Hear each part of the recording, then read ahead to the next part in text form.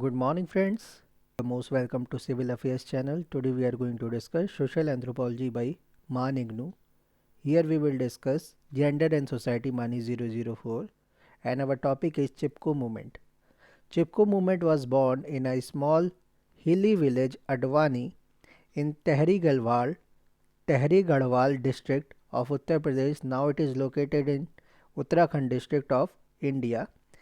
The illiterate Adivasi women led this movement in December 1972. It challenged the old belief that forests mean only timber and emphasized their roles in making soil, water, and pure air as the basis of human life. This philosophy popularized the movement in many countries.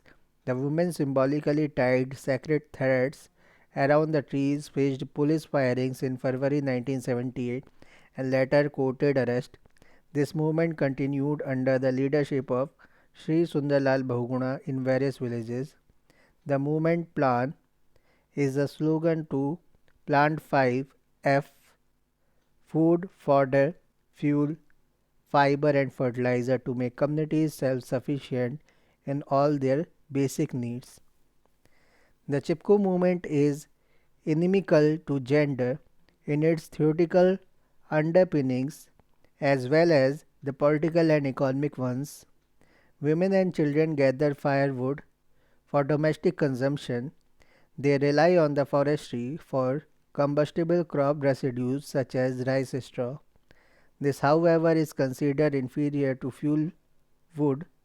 Therefore, forestry activities that increase the availability of fuel wood and development projects that promote improved stoves both release women's labor from fuel collection and permit its use in other productive activities and improve the agricultural environment by permitting crop residues to be better used for enriching depleted soil. The movement points out the link between women's burden as food providers and gatherers and their militancy in protecting natural resources from violent devastation. The Chipko women believed that the trees were alive and could breathe like them, thus, trees should be respected. Besides supporting agriculture and animal husbandry, the forest grew medicinal herbs used for healing powers. The hill women used fruits, vegetables, or roots from it in times of scarcity. This dependency on forest resources was institutionalized through some social and cultural mechanisms like religion, folklore, and oral tradition. Many wooded areas bore marks of the hill folks' instinct for the plantation and preservation of the forest.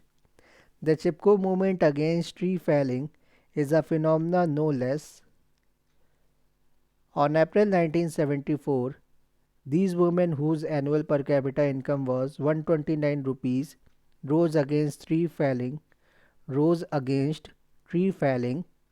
It is nationally and internationally discussed as the people's ecological movement for the protection of the natural environment. Men migrated to the plains and women were left to cope with an impoverished existence and to provide for the old and the children. Women repeatedly challenged administrators and politicians, stating planning without fodder, fuel, and water is one eyed planning. In the course of this movement, Garhwal women successfully undertook leadership roles and questioned the right of the men to decide the fate of the forest or to enter into contracts without consulting them, who were the worst affected. The forests were these women's home, and hence they would not let it be cut down. The police force used all repressive and terrorizing methods to retreat the non-violent strength of the women. One of the women, Gaura Devi, led 27 village women to prevent the contractors and forest department personnel, about 60 men in all, from entering the rainy forest to cut 2415 trees while the women blocked the narrow passage leading to the forest. The men used all sorts of threats and also misbehaved with the women, but the women bravely refused the budge. In the course of this movement, Gadwal women successfully understood leadership roles and questioned the right of the men to decide the fate of the forest or to enter into the contracts without consulting them.